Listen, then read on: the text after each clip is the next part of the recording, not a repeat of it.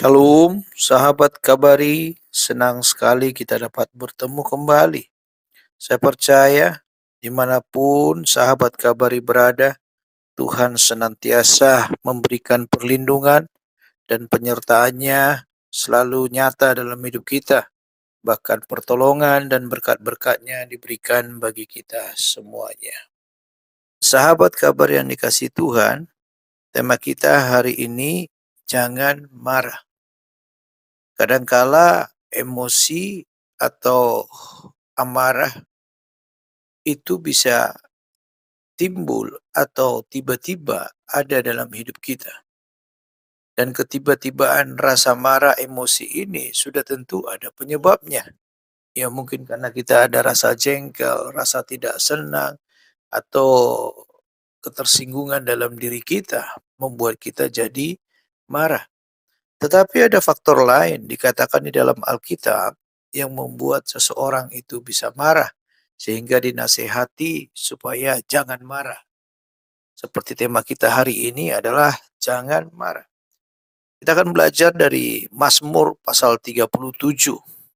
Saya akan bacakan dari Mazmur pasal 37 ayat 1 dan 2. Firman Tuhan berkata, dari Daud, jangan marah karena orang yang berbuat jahat. Jangan iri hati kepada orang yang berbuat curang, sebab mereka segera lisut seperti rumput dan layu seperti tumbuh-tumbuhan hijau. Raja Daud menuliskan ini, menasihati supaya jangan marah. Dikatakan dalam ayat 1 tadi dari Daud, jelas ini adalah Mazmur Daud, jangan marah karena orang yang berbuat jahat. Perlu kita melihat dan memahami dalam kehidupan kita. Bahkan juga kalau kita menelusuri di dalam kehidupan Daud. Bukan tidak ada orang yang berbuat jahat kepada dia. Justru sangat banyak orang yang berbuat jahat kepada dia.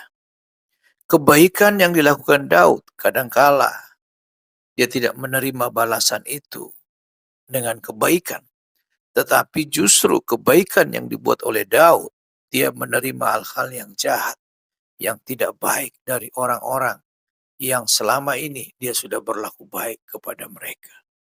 Daudlah satu-satunya pahlawan yang bisa mengalahkan musuh besar dari bangsa Israel, yaitu bangsa Filistin. Musuh besarnya itu adalah Goliat, sang raksasa yang ditakuti oleh semua tentara daripada orang Israel, jenderal-jenderalnya, bahkan Saul sendiri juga takut kepada Goliat. Tetapi kita tahu bersama dalam ceritanya bahwa Daud mengalahkan Goliat. Dan Daud menyadari ketika dia mengalahkan Goliat ini, itu bukan dengan kuat gagahnya sendiri, tetapi karena adanya penyertaan Tuhan di dalam kehidupannya. Tetapi kalau kita melihat setelah Daud mengalahkan Goliat, apa yang terjadi kepada Daud?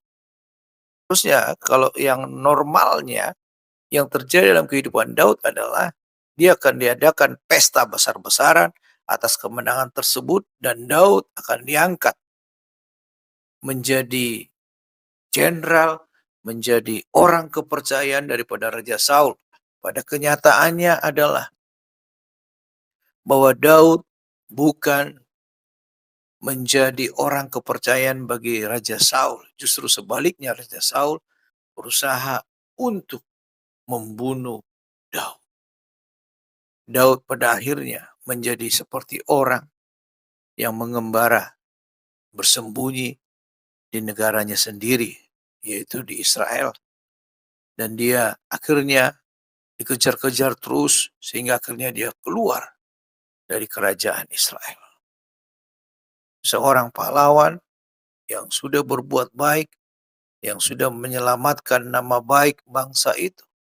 Tetapi yang diterima oleh Daud adalah dia dikejar-kejar, bahkan dia hendak dibunuh seperti seorang penjahat, seperti seorang buronan. Dan di sini kita bisa melihat yang dikatakan oleh Raja Daud, jangan marah karena orang yang berbuat jahat. Dia menasehati orang-orang Israel pada waktu itu bahkan menasihati kita semuanya. Jangan marah karena orang yang berbuat jahat.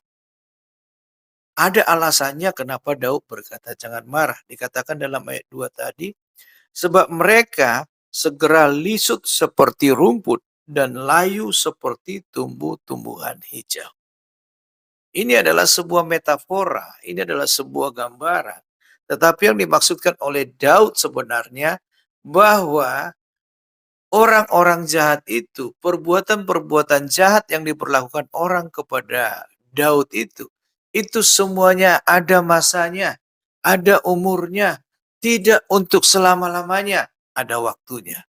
Tuhan akan membalaskan, Tuhan akan membuat mereka lisut, Tuhan akan membuat mereka layu, maka Tuhan akan memusnahkan orang-orang jahat tersebut.